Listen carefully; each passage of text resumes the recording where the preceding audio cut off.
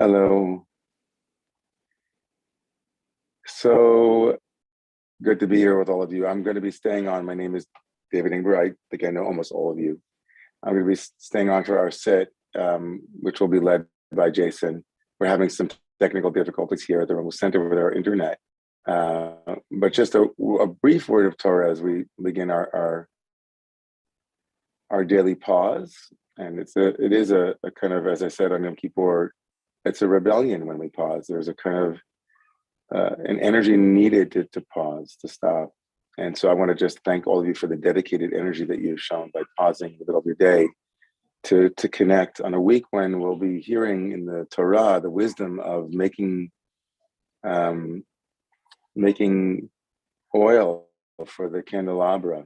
This week's Torah portion has Moshe's name not mentioned, but the presence of the commandment to him to find oil for the candelabra, near tamid, to create a light that is always lit.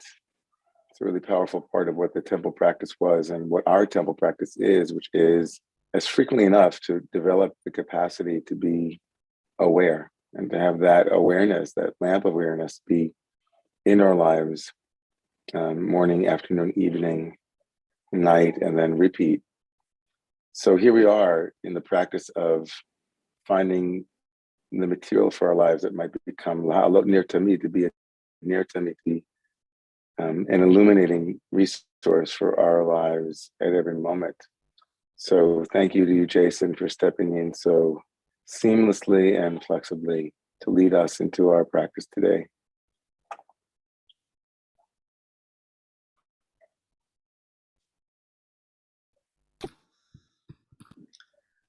Thank you, Rabbi Ingber. So, Chaver, let's find our physical posture that we'll practice in.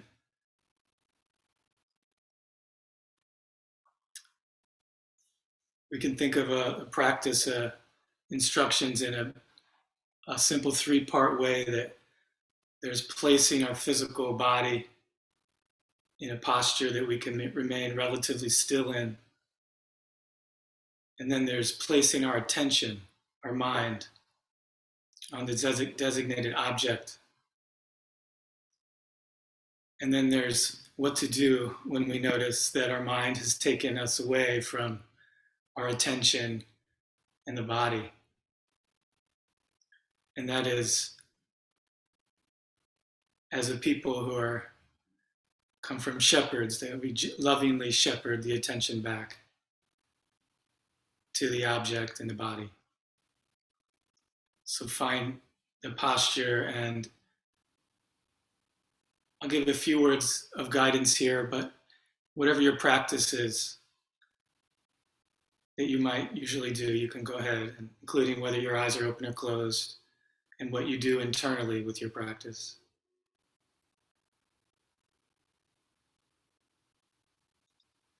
Placing the body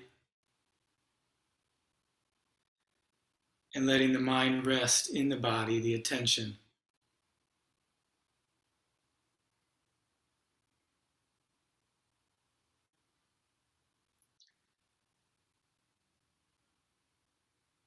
And with the focus, this parsha, on the garments, I'll invite that we notice the garments as they touch our body. Contact point.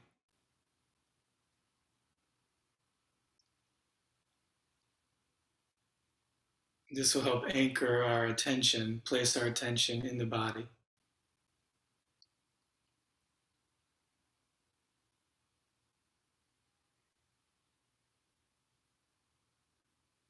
There are many points of sensation where you can feel the clothing touching the skin.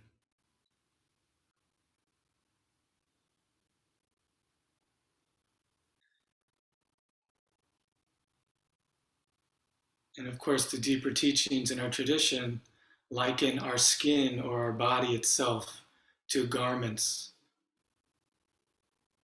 Weekday Kodesh, these holy garments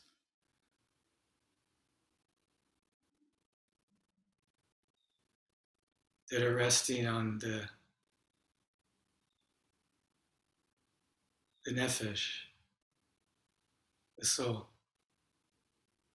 or the neshama.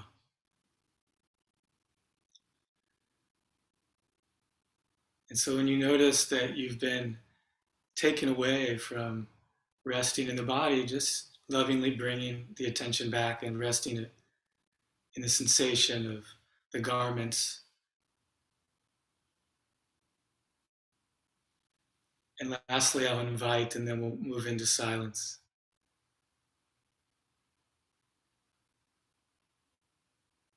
What loved ones' names come to mind when you think of who would be on your shoulder straps? The stones that have the ancestors' names on each of your shoulders and on your breastplate, wearing it on your heart, as the Kohanim do. Whose names are resting on your heart as we just rest in the body here and breathe together for the remainder of the time?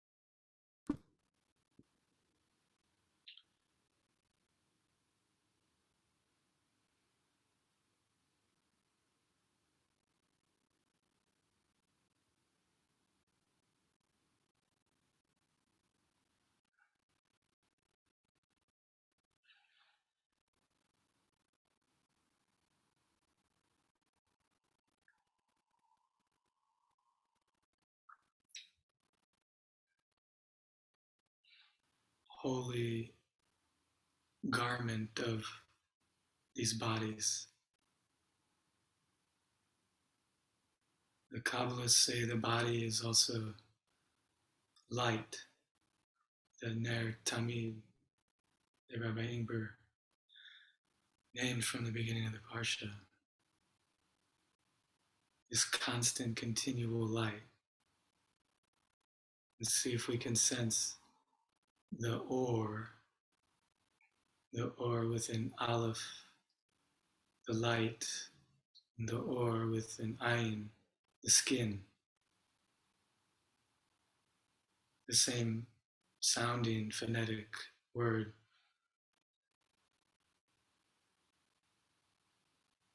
is said to be a clue of the real nature of our garments.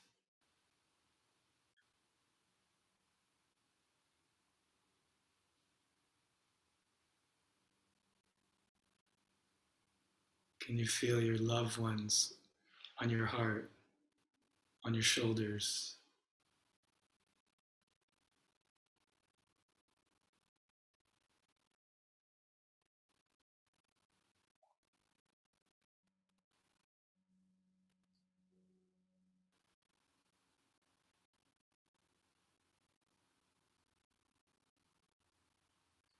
Breathing, the movement is like rocking, just like rocking and swaying with your loved ones, always on your chest, on your heart.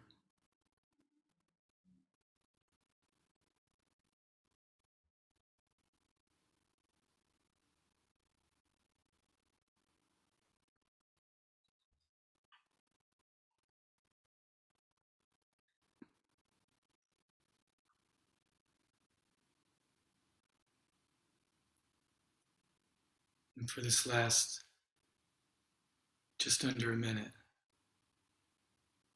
can we soften a little bit more? Let go, soften,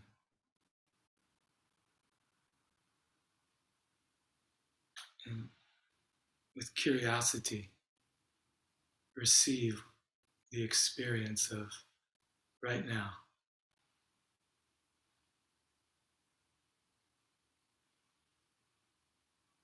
What is right now?